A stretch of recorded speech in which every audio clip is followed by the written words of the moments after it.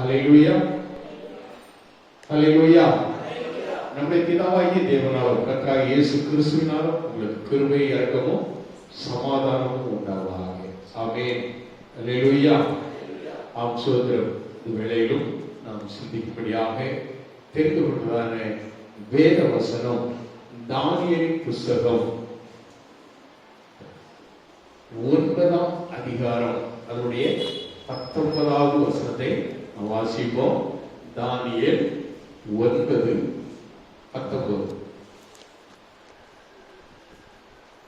ஆண்டவரே கேளும், ஆண்டவரே மன்னியும், ஆண்டவரே கவனியும். ஹல்லேலூயா, ஹல்லேலூயா. ஆண்டவரே கேளும், ஆண்டவரே மன்னியும், ஆண்டவரே கவனியும். என் தேவனே, உம்முடைய நிமித்தமாக அதை தாமதியாமல் செய்யும். உம்முடைய நகரத்துக்கும் உம்முடைய ஜனத்துக்கும் உம்முடைய நாமம் தரிக்கப்பட்டிருக்கிறதே என்றேன் என்று தானியேல் ஒரு ஜெபத்தை ஏறெடுக்கிறார். இந்த ஜெபத்தை அவர் ஏறெடுக்கும் பொழுது ஒரு 3 காரியத்தை சொல்லுகிறார். என்ன காரியமெல்லாம்? ஒன்று, ஆண்டவரே கேளு. ஹல்லேலூயா. இங்க இருக்கீங்களா? ஆண்டவரே கேளு. ஜெபத்தை கேட்கிறவர் நம்முடைய ஆண்டவர். எத்தனை பேர் விசுவாசிக்கிறீங்க? ஹல்லேலூயா. நம்ம ஒவ்வொருடைய ஜெபத்தையும் ஆண்டவர் கேட்கிறார் என்பதிலே நமக்கு சந்தேகமே கிடையாது, இல்லையா? நம்முடைய ஜெபம் ஆண்டவராலே கேட்கப்படுகிறது. சங்கீதம் 143:1 கர்த்தாவே ஜெபத்தை கேளும், என் விண்ணப்பங்களுக்கு செவி கொடும், உமது உண்மையின்படியும் உமது நீதியின்படியும் எனக்கு உத்தரவு அருள் செய்யும் என்று சொல்லி தாவீது ஜெபிக்கிறார். அல்லேலூயா. 84:8வது வசனத்திலே நாம் வாசிக்கும் பொழுது, சேனைகளின் தேவனாகிய கர்த்தாவே என் விண்ணப்பத்தை கேளும், யாக்கோபின் தேவனே செவி கொடும் என்று சொல்லுகிறார். அப்போ என் ஜெபத்தை கேளும், என் விண்ணப்பத்தை கேளும். விண்ணப்பத்தை கேட்கிற ஆண்டவர் நம்முடைய ஆண்டவர்.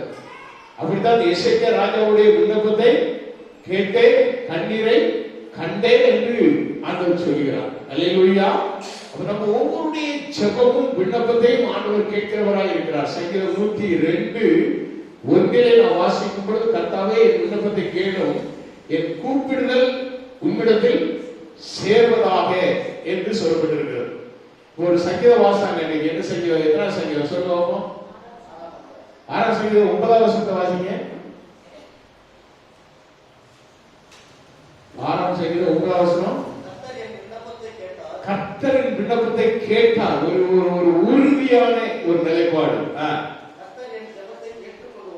ஜெபத்தை ஏற்றுக்கொள்வார், ஒரு விசுவாசம். அல்லேலூயா. அப்போ நம்முடைய கூப்பிடுதலின் விண்ணப்பத்தின் சத்தத்தை கேட்டார் என்ற ஒரு விசுவாசம். இன்னொரு விதத்தில் என் ஜெபத்தை ஏற்றுக்கொள்வார். நாம் எல்லாரும் ஜெபிக்கிறோம், நாம் எல்லாரும் ஜெபிக்கிறோம்.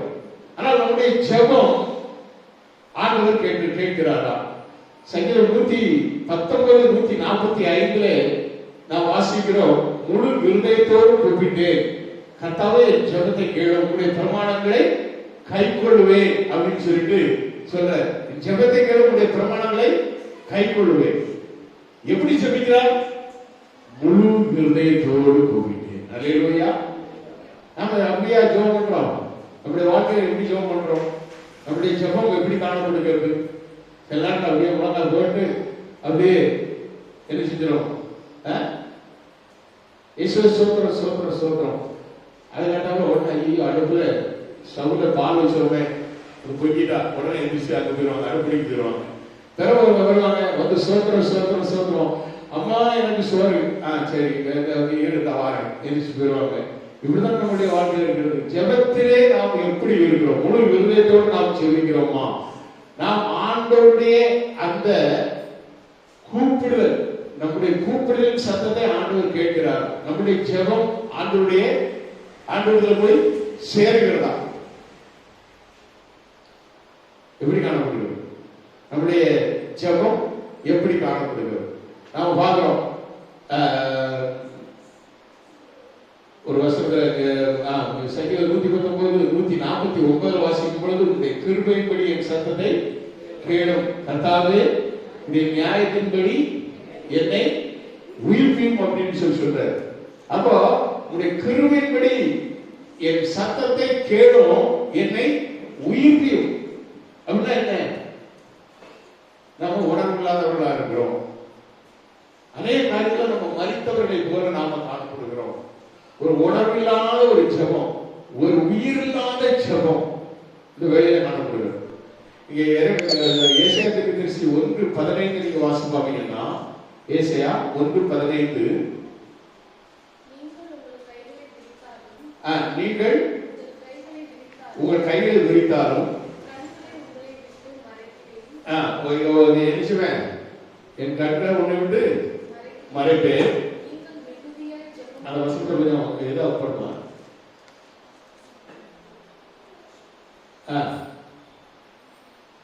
வாசி வாசி வாசி வாசி. நீங்கள் மிகுதியும் ஜெபம் பண்ணினாலும் கேளே, உங்கள் கைகள் ரத்தத்தினால் நிரம்புகிறது சொல்லப்படுது. நீங்கள் உங்கள் கைகளை விரித்தாலும் நான் என்ன செய்ய மாட்டேன், என் கண்களை உங்களை விட்டு மறைச்சுக்கிட்டு நான் உங்களை பார்க்க மாட்டேன்.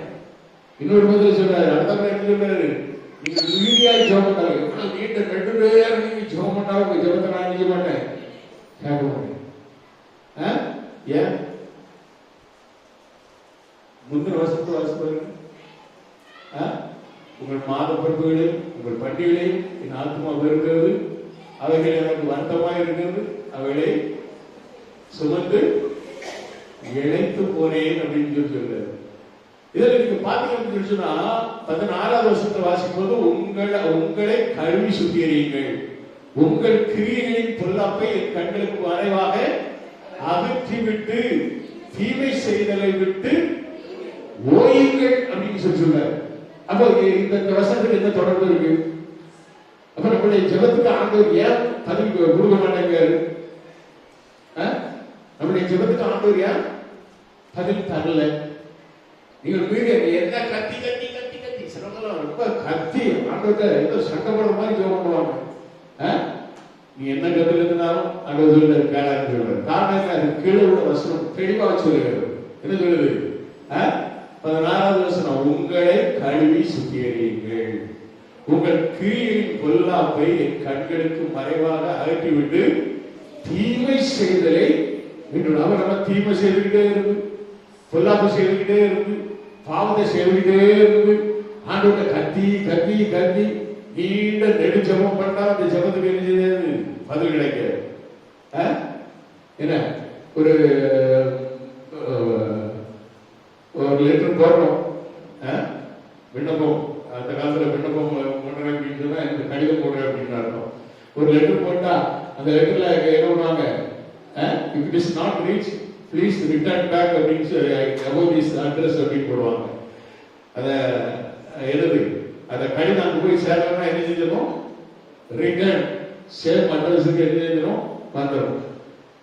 இவங்க ஒரு வசனம் இருக்கு, சங்கீதம்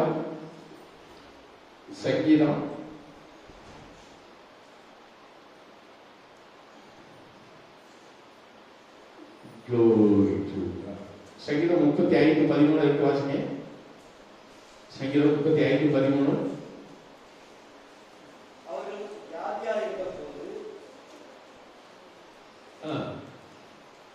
வாசிங்க.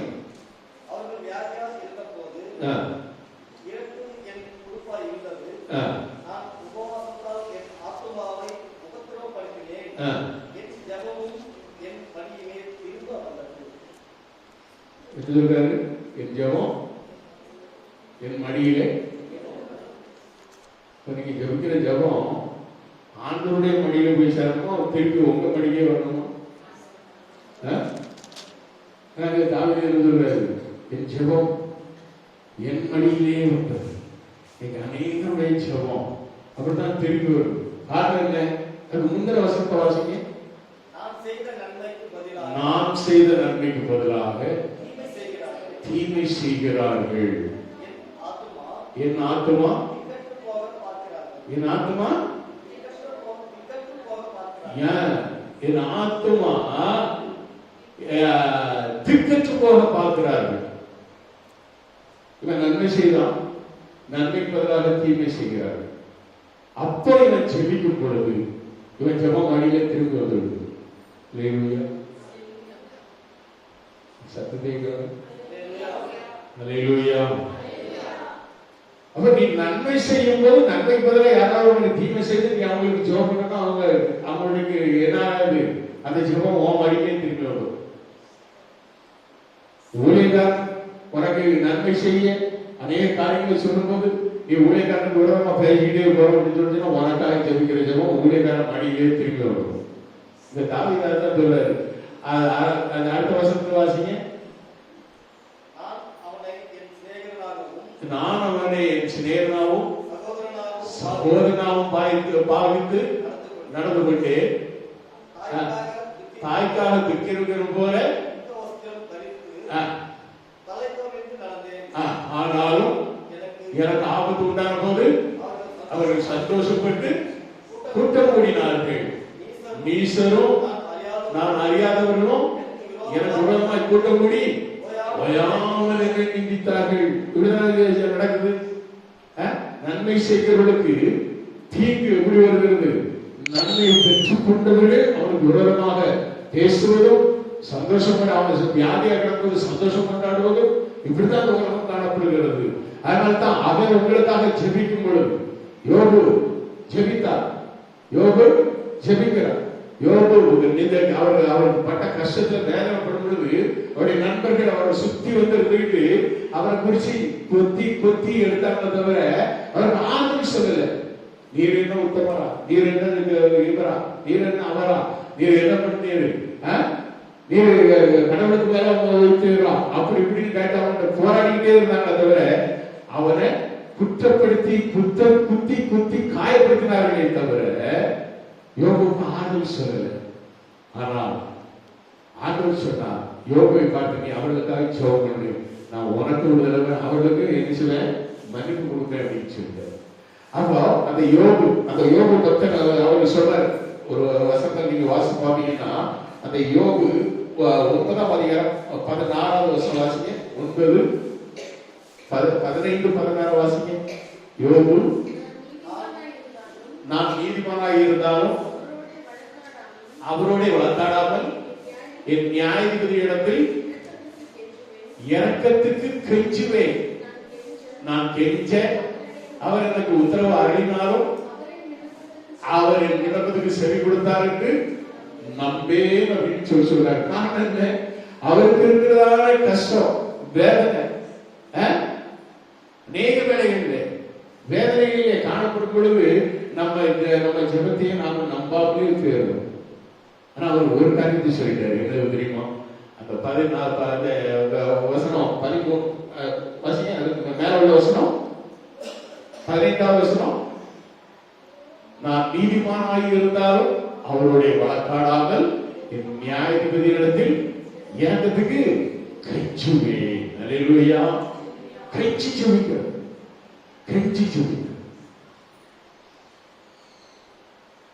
அநேக வேளைகளிலே நம்முடைய ஜெபம் எப்படி காணப்படுகிறது? நாம் கெஞ்சி ஜெபிக்கிறோமா? நம்முடைய ஜெபம் எப்படி காணப்படுகிறது? 2 ராஜாக்கள் 6ஆம் அதிகாரம் 17வது வசனத்துல எலிசா ஒரு ஜெபம் பண்றாரு. அவருடைய ஜெபம் என்ன ஜெபம் தெரியுமா? அவருடைய வேலைக்காரர் யாரு? கேஎஸ். இந்த கேஎஸ்சி அவன் எதிரே நிற்கிற அந்த சூழ்ந்து நிற்கிற அந்த படைகளை பார்த்துட்டு கலக்கத்துல பயந்து தள்ளுறான். ஆனா எலிசா என்ன பண்றாரு? எலிசா அதை குறித்து எந்த கவலையும் படல. ஆண்டவரே இவன் கண்களை திறந்துடணும் அப்படின்னு சொல்லி சொல்றாரு. வாசி போவோம். 2 ராஜாக்கள் 6ஆம் அதிகாரம் 17வது வசனம். அப்பொழுது எலிசா விண்ணப்பம் பண்ணி கர்த்தாவே இவன் பார்க்கும்படி கண்களை திறந்துடணும். உடனே கர்த்தர் உடனே கர்த்தர் வேலைக்காரன் கண்களை திறந்தார். அப்ப அந்த எலிசாவுடைய ஜெபம் ஆண்டவர் உடனே கேட்கிறார். காரணம் என்ன? இவன் போடுற கத்தல்ல அந்த ஊழியக்காரன் கூட பயந்துருவோம். அந்த மாதிரி அவன் கதிக்கிறான். உடனே அவன் கண்களை திறந்தவர். உடனே திறந்தார். இவன் பார்க்கிறான், சுத்தி அக்கினி ரதங்கள் சூழ நின்று கொண்டிருக்கிறது. அல்லேலூயா. எலிசாவை சுத்தி எப்படி இருக்குது? அருமையான சிலர் பயந்து போய் சில நேரத்தில் அப்படியே ஆடுவாங்க. ஆனா ஊழியக்காரன் கொஞ்சம் கூட பயப்பட மாட்டான். காரணம் என்ன தெரியுமா? அவனுக்கு தெரியும் கர்த்தர் அவனோடு கூட இருக்கிறார். அல்லேலூயா. கர்த்தர் அவர் ஜெபத்தை கேட்கிறார். Praise God. அல்லேலூயா. நான் வேதத்துல ஒரு பாப்போம். மனாசே கெஞ்சி ஜெபித்தான். 2 நாள் புத்தகம் 33ஆம் அதிகாரம் 13வது வசனத்திலே வாசிக்கும் பொழுது 2 நாளாகவும் 33:13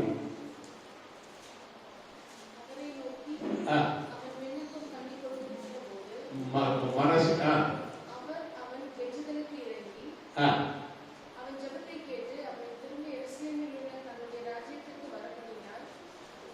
பாருங்க, அவன் கெஞ்சி ஜெபித்த பொழுது எப்படி அவன் கெஞ்சிதலை கேட்டு 19வது வசனத்தை வாசிங்க. 19வது வசனம். அதே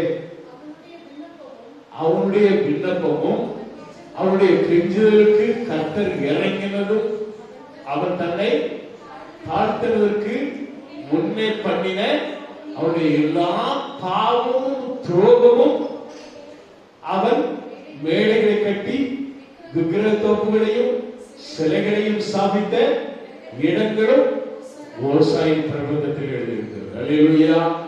அவன் கெஞ்சுதலுக்கு கர்த்தர் இறங்கினது. அல்லேலூயா. செய்த பாவம் என்ன? பயங்கரமான பாவம். பயங்கரமான பாவம். அப்படிப்பட்ட பாவங்கள் செய்தவன் ஒரு இடத்துல இருந்து கெஞ்சிடமாட்டதே, என் சரீரத்தை மாற்றணும், என்னை என் தேசத்துக்கு கொண்டு அழுது செபித்து கொண்டு கெஞ்சி செபிக்கணும். கெஞ்சி செபிக்கணும். மோசே ஒரு இடத்துல கெஞ்சி செபிப்போம். எப்ப தெரியுமா? அவனுடைய சகோதரி அந்த மிரியாம் அவனுக்கு விரோதமா என்ன செஞ்சிருவா? பேசுவோம். என்ன பேசுவோம்? எத்தனையோ வருடங்கள் கழித்து அவருக்குள்ள ஒரு பெரிய ஒரு பெரிய பெருமை, என்ன பெருமை? ஆதிக்குரிய பெருமை. எல்லாம் பாடுவோம். இஸ்ரவேல் ஜனங்கள் வெற்றி முழக்கத்தோடு அந்த செங்கடலை கடந்து அப்படி வரும் பொழுது அவன் பாடின பாட்டு அப்படியே ஆண்டவரை புகழ்ந்து பாடி அப்படியே துதித்து ஆராதித்த அந்த பெண் தான் யாரு? மிரியாம். ஆரோன் மோசேயுடைய சகோதரி. ஆனா அவன் திடீர்னு என்ன பண்ணிட்டா? மோசே கூட மட்டும்தான் ஆண்டவர் இருக்கிறார், எங்களோட இல்லையா அப்படின்னு சொல்லிட்டு அவன் என்ன பண்ண ஆரம்பிச்சா? ஒரு பேச ஆரம்பிச்சா. சில நேரத்தில் சகோதரிகள் அப்படிதான் தங்களை பெருசா நினைச்சுக்குவோம். உண்மையான அழைக்கப்பட்ட தெரிந்து கொள்ளப்பட்ட ஊழியக்காரன் மோசே. ஆண்டவருக்கு தெரியாதா? காரணம் என்ன தெரியுமா? அவர் வெற்று நாட்டை சேர்ந்த ஒரு பெண்ணை கல்யாணம் முடிச்சிட்டான் அப்படிங்கிறத எத்தனை வருஷம் கழிச்சு ஆண்டவர் அவனை அழைச்சி அவனை கூப்பிட்டு இஸ்ரவேலுக்கு எல்லாம் தலைவனாக்கி அங்க எகிப்திலிருந்து அழைத்து கொண்டு வந்து என்ன செங்கடலை கடந்து இவ்வளவு காரியமும் நடந்த ஒருபாடு திடீர்னு இவளுக்குள்ள அவன் மட்டும்தான் ஆண்டவர் யாருக்குள்ள இருக்காரா? எங்க கூட இல்லையா? வந்துட்டு போயிருப்பாரு. என்னாச்சு? குஷ்டரோகம். அப்படியே உரைத்த மழை போல அப்படியே உடனே ஐயோ சோதரி இப்படி ஆயிடுச்சு, என் குடும்பத்துல ஒருத்தி இப்படி ஆயிடுச்சு அப்படின்னு சொல்லிட்டு அவன் ஒழிக்கிறான். கெஞ்சி ஜெபிக்கிறான். கெஞ்சிலும் ஜெபத்தை கர்த்தர் கேட்டார். ஒரு அலையில வச்சுருவோமா? ஒரு 7 நாள் கொண்டு பாளையத்துக்கு பரம்பேர் கட்டுன்றோம். ஒரு 7 நாள் தேவ சமுதிரோட கழிவு அப்படின்ட்டு அல்லேலூயா. ஆனந்தம் தட்டர். அல்லேலூயா. குஷ்டரோகம் மாற்றினா. அல்லேலூயா. கெஞ்சி ஜெபிக்கிறார். அப்படி ஜெபத்தை நீங்க பாத்தீங்கன்னா வரிசையா சொல்லிட்டே போகலாம். கர்த்தர் ஜெபத்தை கேட்கிறவர். Price God. அல்லேலூயா. சோதரம் அவர் கேட்கிறவர். கர்த்தர் கேட்பார். எத்தனை பேர் விசுவாசிக்கிறீங்க? அல்லேலூயா. இதெல்லாம் கர்த்தர் தெரியுமா? நம்ம சூழ்நிலைகளை சில பொருத்தனைகள் பண்ணிக்கிறோம். சூழ்நிலைகள்ல சில பொருத்தனை பண்றோமா இல்லையா? அதை செய்யறோமா? ஐயோ, என் பிள்ளைக்கு வியாதியாக இருக்கிறது, ஆண்டவரே இவனுக்கு சுகத்தை கொடுத்தா நான் இதை செய்து விடுகிறேன், அதை செய்து விடுகிறேன், கொடுக்கிறேன். அப்படியே அள்ளி வீசிடுவாங்க. ஆண்டவரை செய்துவார். செய்வாரா செய்ய மாட்டாரா? ஒரு நாளைக்கு ஒரு அதிகாரம் தான் வாசிப்பேன். அதுவும் சங்கீதம் 1ஆம் அதிகாரம் 1ஆம் சங்கீதத்தை மட்டும்தான் வாசிச்சுட்டு நான் என்ன செய்வேன், வேலைக்கு போவேன். இல்லை 23ஆம் சங்கீதம் உடனே இல்லை, சரி போ வாசிக்கணும். ஆண்டவர் கேட்பார், ஆண்டவர் கேட்பார், வாசி. அதை நீ வேண்டாம், ஆண்டவர் தனி கழிக்க மாட்டார், வாசி அப்படின்னு சொல்லிடுவார். நீ ஒரு அதிகாரமாவது வாசிச்சு நீ வேலைக்கு போ அப்படின்னு தான் ஆண்டவர் விரும்புகிறார். நான் சொல்ற ஒரு வசனமாவது. நீங்க எத்தனை பேர் வசனத்தை வாசித்து அதுக்கு ஆமென் போடுறீங்கன்னா எனக்கு தெரியல. சிலவங்கெல்லாம் கண்ண முடிக்க போட்டுருக்காங்க. என்னது போட்டோம்னா அந்த குரூப்புல எடுத்துருவாரு பயம். அகத்திருந்த பிள்ளைகளை நாம விஷயம் நம்ம பாவம் பொருத்தனை பண்ணினால் ஆண்டவர் கேட்பார். அல்லேலூயா. ஆதியாகம புத்தகம் யாக்கோபு ஒரு பொருத்தனை பண்றோம். 31ஆம் அதிகாரம் 13ஆவது வசனம். எப்படி கேட்கிறாரு தெரியுமா? ஆண்டவர் ரொம்ப நாசுக்கா கேட்பாரு. ஆண்டவர் டைரக்டா அப்படி கேட்காம ஆண்டவர் கேட்கிறாரு. அவருக்கு ஞாபகம் பண்றாரு, நீ இந்த நேரத்தில் இப்படி ஒரு பொருத்தப்பட்டிய அப்படின்னு சொல்லி வாசிக்கும். நீ தூணுக்கு அபிஷேகம் செய்து எனக்கு ஒரு பொருத்தனை பண்ணின பெத்தேலிலே உனக்கு தரிசனமான தேவன் நானே. அவர் நேரடியாக இப்படி சொல்லல, நீ தூணுக்கு அபிஷேகம் பண்ண, நீ ஒரு தூணுக்கு அபிஷேகம் பண்ண, உனக்கு நான் தரிசனமான அந்த தேவன் சொல்லல. என்ன சொல்ல? எனக்கு ஒரு பொருத்தனையை பண்ணின பெத்தேலிலே. இடத்தையும் சுட்டிக்காம சொல்றாரு. எந்த இடம்? நீ இப்படி ஒரு நாள்ல நீ எந்த விதமா நீ அழுதுட்டு புறப்பிக்கிட்டு எனக்கு ஒரு பொருத்தனை பண்ணிய. ஹலோ, ஆண்டவர் கேட்பாரு கேட்க மாட்டாரா? கிளீனா கேட்காரு. எப்படி கேட்காரு? அழுத்தம் திருத்தமா கேட்கிறாரு. நீ தூணுக்கு அபிஷேகம் செய்து எனக்கு ஒரு பொருத்தனையை பண்ணின பெத்தேலிலே உனக்கு தரிசனமான தேவன் நானே அப்படின்னு சொல்லிட்டு நீ இழந்து தேசத்தை விட்டு புறப்பட்டு உன் இனத்தாரிடத்துக்கு தேசத்துக்கு திரும்பி போ அப்படின்னு சொல்லி சொல்றாரு. அல்லேலூயா. அருமையான தேவனுடைய பிள்ளைகளே, ஆண்டவர் பொருத்தனையை கேட்கிறார்கள். என்ன பொருத்தனை பண்ணலாம் அப்படின்னு சொல்லி நீங்க ஒருவேளை கேட்கலாம் இல்லையா? நீங்க பாருங்க 28ஆம் அதிகாரத்துல ஆதியாகமம் 28ஆம் அதிகாரம்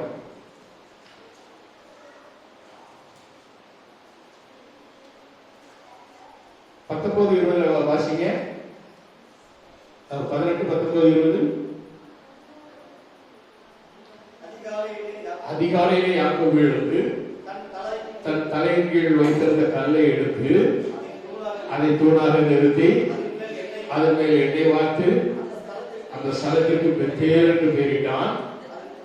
அதுக்கு முன்னே அவருக்கு லூஸ் என்று பெயர் இருந்தது.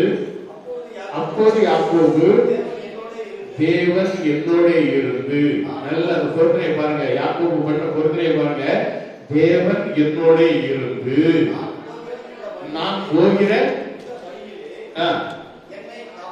என்னை காப்பாற்றி, நான் போகிற இந்த வழியிலே என்னை காப்பாற்றி, எந்த துஷ்ட மிருகமோ எந்த ஒரு திருடர்களோ எந்த வித பொல்லாப்பும் இல்லாதபடி என்னை பாதுகாத்து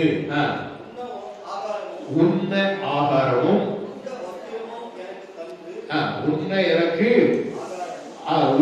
ஆகாரமும் உடுக்க வஸ்திரமும் எனக்கு தந்து என்னை என் தகப்பன் வீட்டுக்கு சமாதானத்தோடு திரும்பி வர பண்ணுவாரானால் கர்த்தர் எனக்கு தேவனாய் இருப்பார். நான் தூணாக நிறுத்தின இந்த கல் தேவனுக்கு வீடாகும். தேவரீர் எனக்கு தரும் எல்லாவற்றிலும் உனக்கு தசமபாகம் செலுத்துவேன் என்று சொல்லி பொருத்தனை பண்ணி கொடுத்தான். அல்லேலூயா. எத்தனை பொருத்தனை இருக்குது? கர்த்தர் எனக்கு தேவனா இருப்பார். நீ எனக்கு சொந்தம், நீரே தேவன். நான் இப்ப பண்ற கடன் பிரச்சனை இருந்து என்ன விடுதலையாக்கிட்டா நீரே ஆண்டவர். எத்தனை பேர் சொல்லிட்டு இன்னைக்கு வர அவர் தான் ஆண்டவர்ங்கிறது கிடையாது. அடுத்த பாருங்க, அது சொல்லப்பட்டிருக்குது, எனக்கு தரும் எல்லாவற்றிலும் நான் தூணாக இருக்கிற அந்த கல் தேவனுக்கு வீடாகும் அப்படின்னு சொன்னான். அப்ப அந்த வீடு கட்டினா அந்த இடத்துல ஒரு சர்ச்சை கட்டிடுவோமா இல்லையா? கட்டல. கட்டினா இல்லையா? கட்டல. பின்னால யார் கட்டுறா? சாலமோன் அந்த இடத்துல தான் கட்டினான். ஒரு அலையில வச்சிருவோம்.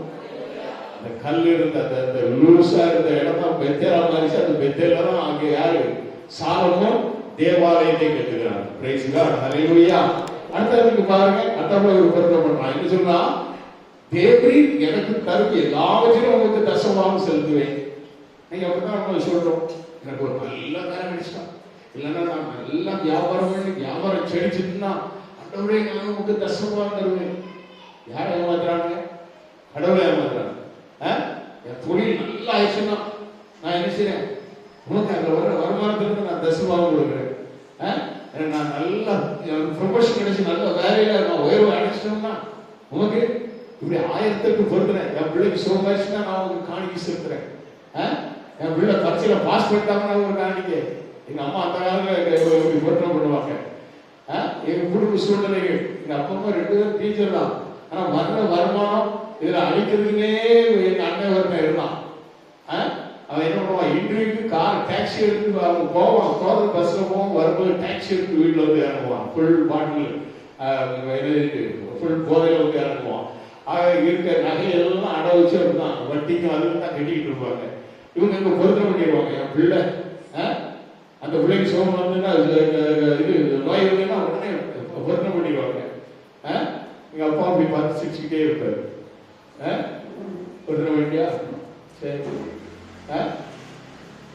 கஷ்டப்பட்டு அது காசை எடுத்து வச்சு 3 மாசம் 4 மாசம் கழிச்சு சோமாயி 3-4 மாசம் கழிச்சு 5 மாதம் கழிச்சு அதை என்ன பண்ண பொறுத்தனையும் நான் செலுத்துக்கிறாரு. வீட்டில் வந்து சந்தோஷமா சொல்லிட்டு இருப்பாங்க.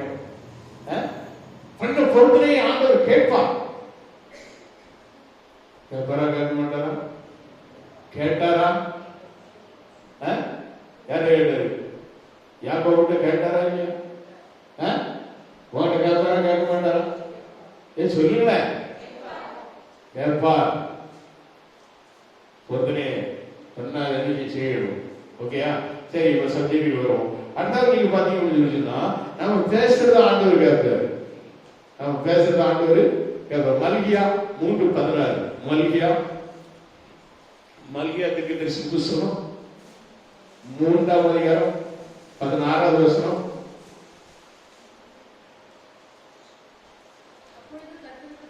அப்பொழுது கர்த்தருக்கு பயந்தவர்கள் ஒருவரோடு ஒருவர் நினைச்சுவாங்க, பேசிக் கொள்வார்கள். கர்த்தர் கவனித்து கேட்பார்.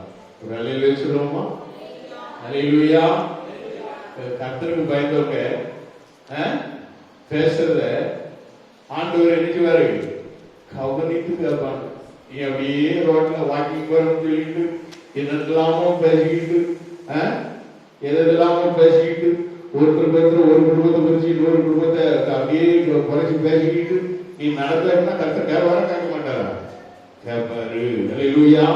கர்த்தருக்கு பயந்தவர்கள் ஒருவரோடு ஒருவர் பேசிக் கொள்வார்கள். கர்த்தர் கவனித்து கேட்பார். கர்த்தருக்கு பயந்தவர்களுக்காகவும் அவருடைய நாமத்தை தியானிக்கிறவர்களுக்காகவும் ஞாபக புஸ்தகம் அவருக்கு முன்பாக எழுதப்பட்டிருக்கிறது. அதெல்லாம் குறிச்சு வைப்பாரு. ஞாபகம் உன் பேச்சுகள், உன் செயல்கள், உன் நடத்தை எல்லாம் எழுதுவாரு. ஆண்டவர் எழுதி வச்சு கேட்பாரு. இணை கேட்பாரு. ஞாயிற்று நாள்ல கேட்பாரு. ஹலோ கேட்பாரா? மாட்டாரா? கேட்பாரு. அப்ப நீ பேசுறத கேட்பாரு. 2 பேர் நடந்து போனா என்ன வேணும்? ஒழுங்கா ஆண்டவரை குறிச்சு பேசிட்டு போகும். 2 பேர் பேசினாங்க. யாரு? 2 ஊருக்கு யாரு? சீஷர்கள் பேசிட்டு போறாங்க. 3வது யாரு போனாரு? இயேசு அவர்களோடு கூட நடந்து போறாங்க. அல்லேலூயா. பேசுறத காட்டிக்கிட்டே போறாரு. இயேசு பேசும்பொழுது அவங்களுடைய இருதயம் கொழுந்து விட்டு எரிகிறது. அப்பவும் உணர்வில்லை. நீங்க வேற யாரையாவது குறிச்சு ஏதாவது தப்பாக பேசும்போது ஆண்டவர் உணர்த்துவாரு. உனக்கு உணர்வே இல்லாம நீ வாழ்ல தாட்சியாளர் பேசிக்க போனா கர்த்தர் கேட்பாருங்கிறத வச்சு ஜாக்கிரதையா பேசிட்டு போ. ஹல்லேலூயா. உன் பேச்சால மற்றவங்களுடைய குடும்பம் வாழணும், அவங்க குடும்பத்தில் சண்டை கூடாது. அதனால ஒழுங்கா பேசு. ஹல்லேலூயா. கர்த்தர் எழுதுவார், நீங்கள் பேசுவதை கேட்பார். ஹல்லேலூயா. அருமையான தேவனுடைய பிள்ளைகளே, அதோடு கூட மாத்திரம் இல்லை, இங்க நாம் பார்க்கிறோம் மன்னியும், கேளும், மன்னியும். அப்போ ஆண்டவர் மன்னிக்கிற ஆண்டவர். ஆண்டவர் சொன்னாரு, இயேசு லூக்கா சுவிசேஷம் 23ஆம் அதிகாரம்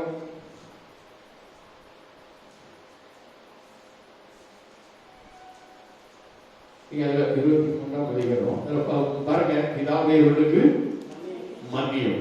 எந்த வசனம்? 34. அப்பொழுது இயேசு இவர்களுக்கு மன்னியும், தாங்கள் செய்கிறது என்னதென்று அறியாதிருக்கிறாரே என்றார். அப்போ ஆண்டவர் மன்னிக்கிறார்.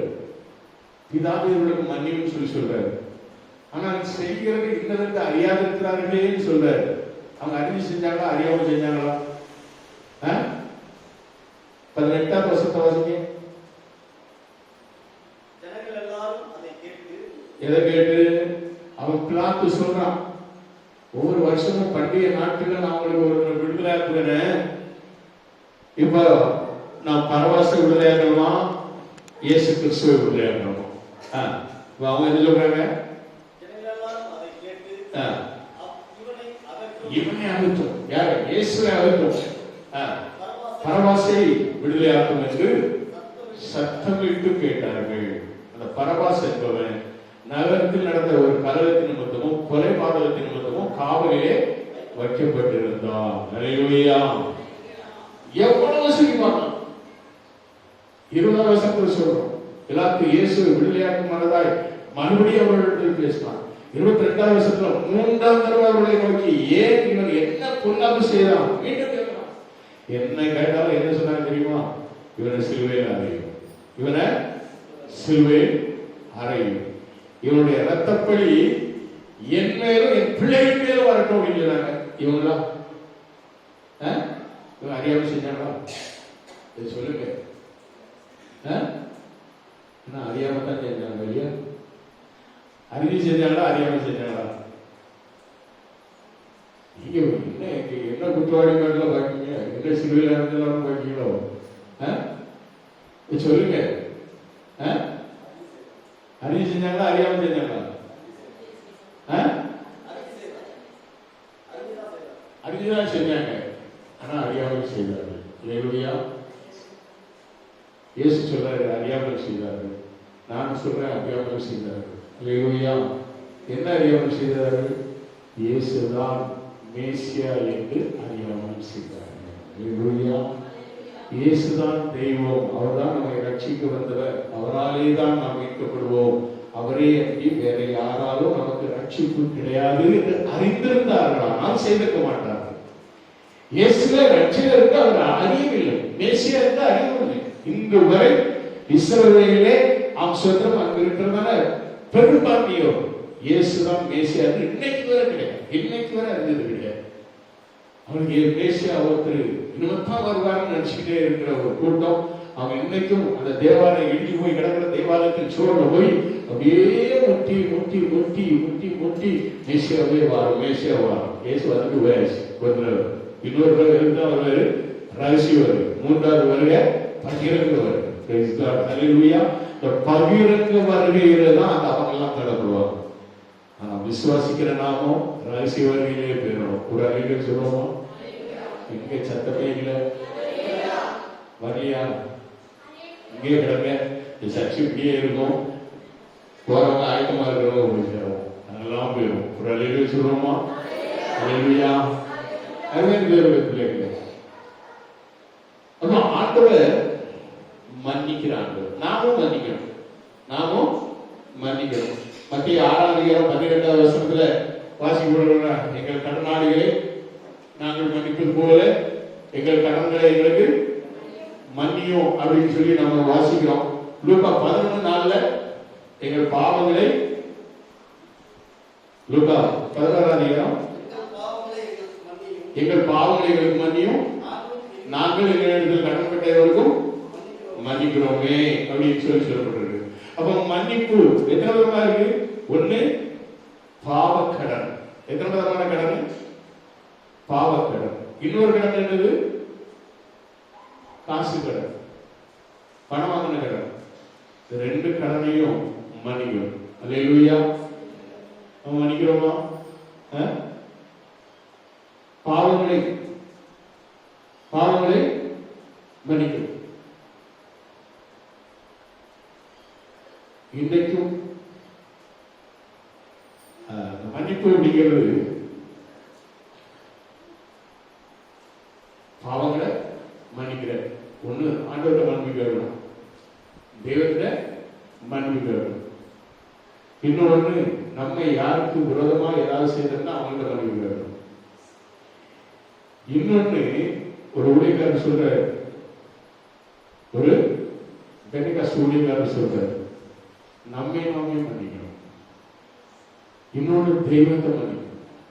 யார மன்னிக்கணும்? தெய்வம். கடவுளை மன்னிக்கணும், தேவனை நாம் மன்னிக்கணும். ஊழியக்காரர் சொல்ற, எப்படி நீங்க கேட்டீங்கன்னா, யோனா புத்தகத்தில் நம்ம வாசிக்கும் போது நாம அங்க பார்க்கிறோம், இந்த யோனா இருக்கானே, எடுத்துக்கோங்க,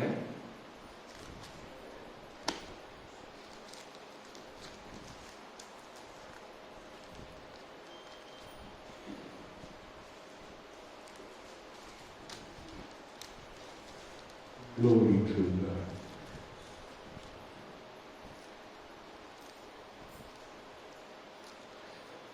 யோனா ஆண்டவரை எதிர்பார்க்கிறான். எப்படிலாம் பேசுறான் தெரியுமா? ஆண்டவர் சொல்றாரு, அவனை பார்த்து சொல்றாரு, தேவன் யோனாவை நோக்கி 9 வருஷத்துல வாசி 4:9.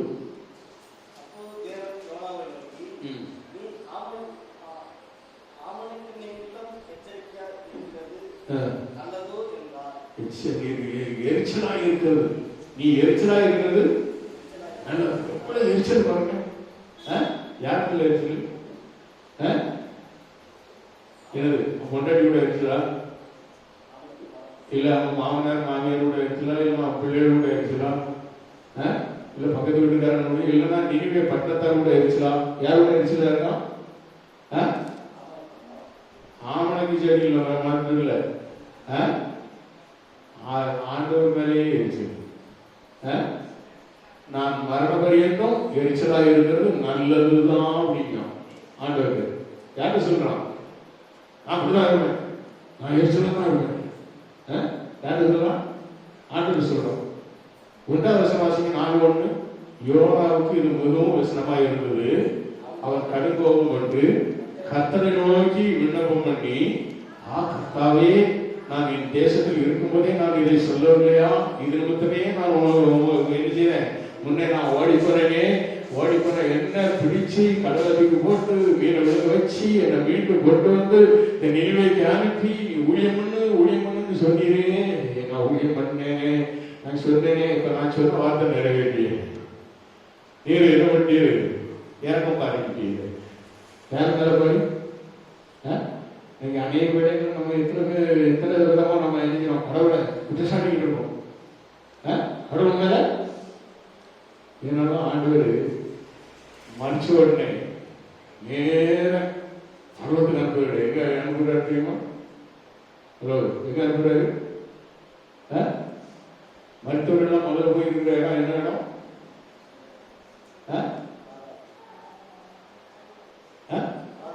பாதாளமா? நல்லவங்க அர்த்தம், விசுவாசம் அர்த்தம், பரதீஸ். பரதீஸ் பரதீஸ்ன்னு சொல்லக்கூடிய இழைப்பார் வேணும். நீ டைரக்டா மேல போனா நீ மேல போய் எழுதிவ ஆண்டவர் வாழாடிக்கிட்டு இருக்க. அதனால பரதேசில நீ உங்க உட்காந்து இழைப்பாடா. நான் ஒரு நாள்ல எழுதிவேன் அங்க சிங்காசனம் போட்டு நியாயம் இருக்கும்போது அப்படி கொடுத்து அதுக்கு ஒன்று எழுதிறேன் மேல பரவாயில்ல தூங்கிடுவேன். அதுவரை நீங்க கிட அப்ப அங்கேயே கிடக்கும்போது அங்க எல்லாரும் வருவாங்க. அப்ப அங்கேயே உட்கார்ந்து அங்க ஆத்மகனா எழுதியும் அங்க கூட மட்டும் பேசி ஐயா சரி சரி சரி சரி இவன் ஒருத்தனுக்கு வந்து அவன் என்ன பண்ணிக்குவான், சரி பண்ணிக்குவான். அலையிலுயா. அதுதான் இழைப்பாருன்னு ஒரு இடத்தான் ஆண்டவர் வச்சிருக்கிறாரு, பரதேசின்னு ஒரு இடத்த வச்சிருக்கிறாரு. நீ செத்தா அவனை நேரடியா அங்க கொண்டு போகாம அங்க கொண்டு போய் வச்சுக்கிட்டு தான் அதுக்கு பிறகுதான் ஒரு நாளைக்கு பரவலுக்கு கொண்டு போவாரு.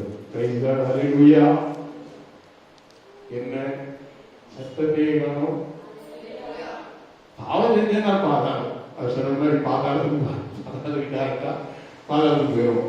அவங்களையும் என்ன ஒரு அங்கே 2-3 பாதாளங்கள் மேல் பாதாளம், கீழ் பாதாளம், அதுல பாதாளம் மாதிரி 3 பாதாளங்கள் உண்டு. அதே மாதிரி பரலோகமும் வானமும் 3 விதமான வானங்கள். சரி, அதுக்கு நான் போகல.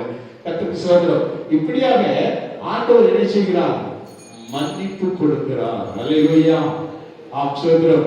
ஆண்டவருடைய ரத்தம் ஆண்டவரோடு கூட வழக்காடி கொண்டிருக்கிறது. நீங்க லூக்கா சுவிசேஷம்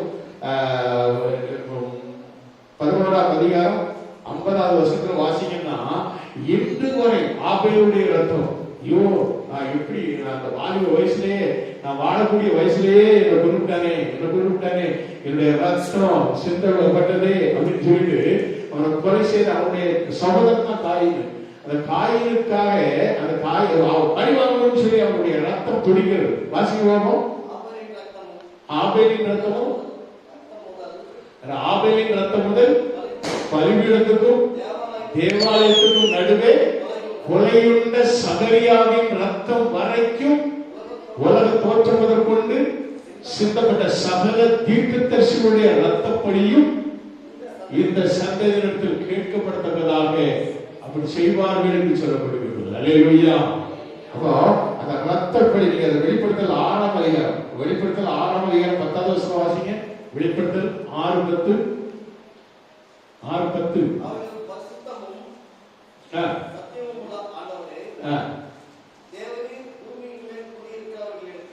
பூமியிலே குடியிருக்கிறவரிடத்தில் எங்களை நியாயத்திற்கு செய்யாமலும் பழிவாங்காமலும் இருப்பி எதுவரைக்கும் எங்கள் ரத்தத்தை குறித்து எதுவரைக்கும் நியாயத்திற்கு செய்யாமல் பழிவாங்காமலும் இருப்பீர் என்று சத்தமிட்டு கூப்பிட்டார்கள். அப்ப ரத்த சாட்சியாக மறைக்கிறவருடைய ரத்தம் கூப்பிட்டே இருக்கும். ஆண்டவரை பார்த்து என்ன செய்யும்? எதுவரைக்கும் ஆண்டவரை கேட்டுட்டே இருப்பாங்க. அல்லேலூயா. அருமையான தேவனுடைய பிள்ளைங்க, ஆண்டவரத்தில் வழக்காடு. இன்னைக்கு வழக்காடுகள் நிறைய பேர் இருக்காங்க. எத்தனையோ பேர் வழக்காடுறாங்க. ஆண்டவருடைய ஆவியினுடைய ரத்தம் வழக்காடி கொண்டே இருக்கிறது. அல்லேலூயா. வழக்காடுகளை கேட்கிற ஆண்டவர் ஆண்டவர். அல்லேலூயா. ஏழையின் ஜெபத்தை கேளும், ஏழைகளின் வழக்கை கேட்கிற ஆண்டவர். நான் சொல்றேன், ஏழையின் வழக்கு அம்பலத்தில் ஏறாதானால் பரவல் தேவனிடத்தில் ஏறும். அல்லேலூயா. அவருடைய ஜெபத்தை கேட்கிற ஆண்டவர், அவருடைய வழக்கை கேட்கிற ஆண்டவர், அவருடைய குற்றங்களை மன்னிக்கிற ஆண்டவர். ஆண்டவரே மன்னியும், ஆண்டவரே கேளும், ஆண்டவரே கேளும், ஆண்டவரே மன்னியும், ஆண்டவரே கவனியும். இப்படி அவன் ஜெபித்த பொழுது 23 தானியேல் 9:23 எடுத்து வாசிங்க. இந்த 3 காரியங்களையும் சொல்லி ஜெபித்ததனாலே என்ன நடக்கிறது? நான் ஏற்கனவே சொல்லிட்டேன், நம்முடைய ஜெபம் என்ன செய்யுது? திரும்ப நம்ம மடியிலே வருகிறது அப்படிங்கிறது ஒரு வசனத்தை விட்டேன். ஆனால் இவன் இந்த 3 காரியங்களையும் சொல்லி ஜெபித்து ஆண்டவரை ஒப்பு கொடுத்து ஜெபித்தபடினாலே 23ஆம் வசனத்துல வாசிங்க. நீ மிகவும் பிரியமானவன், ஆதலால் நீ வேண்டிக் கொள்ள தொடங்கின போதே கட்டளை வெளிப்பட்டது. அல்லேலூயா. வேண்டிக் கொள்ள தொடங்கின போதே உனக்கு வாச்சகம் ஆண்டவர் வேற பார்த்து கொடுத்துருவார். அல்லேலூயா. புரியுதா உங்களுக்கு? நம்ம ஜெபம் கேட்கப்படணும்னா ஆண்டவர் முதல்ல என்ன செய்யணும்? ஆண்டவரே கேளு, ஜெபத்தை கேளு. நான் கூப்பிடல ஜெபம் பண்ணு, கர்த்தர் ஒரு ஜெபத்தை கேட்பார். ரெண்டாவது மன்னியும். ரெண்டாவது மன்னி. ஆண்டவரே என்ன மன்னி, பாவத்தை மன்னி, நான் செய்த தவறுகளை மன்னியும், என் குற்றங்களை மன்னியும், என் பாதகத்தை மன்னியும் அப்படின்னு சொல்லிட்டு பாதகம் சொன்ன குற்றங்களை மன்னியும் அப்படின்னு சொல்லிட்டு ரெண்டாவது கேட்கணும். மூன்றாவது கவனியும் ஆண்டவரே, என்னை கவனியும், என்ன நன்றாக கவனியும், என்ன பாதுகாப்பு அப்படின்னு சொல்லி நீ ஜெபம் பண்ணி, நான் இந்த காரியத்தெல்லாம் நீ அறிக்கை செய்து நீ ஆண்டவரை ஜெபம் பண்ணும் போது ஆண்டவர் என்ன செய்தார், நீ வேண்டிக்குள்ள தொடங்கும் போதே ஒரு தேவையை சந்திப்பார். பிரைஸ் காட், ஹல்லேலூயா. கர்த்தர் நம் ஜெபத்தை கேட்கிறவர். கர்த்தர் தாமே நம்ம ஒவ்வொருவரையும் ஆசீர்வதிப்பாராக. ஆண்டவரே, என்னை மன்னியும், என் பாவத்தை மன்னியும், என்னுடைய அக்கிரமத்தை மன்னியும், என்னுடைய வேண்டுதலை கேளும், விண்ணப்பத்தை கேளும் என்று சொல்லி நாம் கர்த்தரை நோக்கி ஜெபிப்போம். கர்த்தர் நம் ஜெபத்தை கேட்பார். ஆமென். அல்லேலூயா.